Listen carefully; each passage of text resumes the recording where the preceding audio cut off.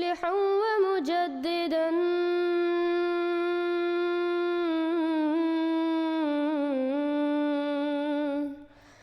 فارنوا بنظر طاهر وجنان.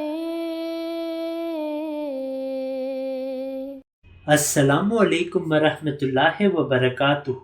الحمدللہ اللہ تعالیٰ مخالفین سے بھی صداقت حضرت مسیح موعود علیہ السلام واضح کر دیتا ہے.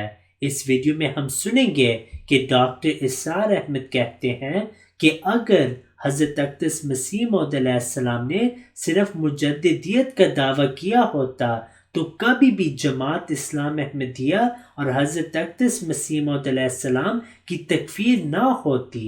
یعنی حضرت احمد علیہ السلام نے جو بھی اپنی کتب میں لکھا وہ قرآن اور حدیث کے مطابق ہے، کیونکہ جو مولوی ہیں وہ جھوٹے الزامات لگاتے ہیں کہ نعوذ باللہ من ذالک حضرت مسیح موعود علیہ السلام نے کلمہ تبدیل کیا، اور پھر وہ یہ بھی کہتے ہیں کہ نعوذ باللہ من ذالک حضور علیہ السلام نے انبیاء کی گستاخی کی.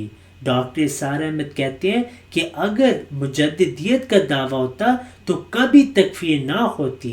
اس سے ثابت ہوا کہ تمام الزامات جو مولوی لگاتے ہیں کہ نعوذ باللہ من ذالک حضرت مسیح موعود علیہ السلام نے انبیاء کی گستاخی کی، یہ سب الزامات بے بنیاد ہیں اور جھوٹے ہیں. اگر غلام احمد قادیانی کو صرف مجدد مانا گیا ہوتا کبھی تکفیر نہ ہوتی. اگر غلام احمد قادیانی کو صرف مجدد مانا گیا ہوتا کبھی تکفیر نہ ہوتی. اگر غلام احمد قادیانی کو صرف مجدد مانا گیا ہوتا کبھی تکفیر نہ ہوتی. If you have not yet subscribed, make sure to subscribe and click on the bell icon so you can get notifications for every new video.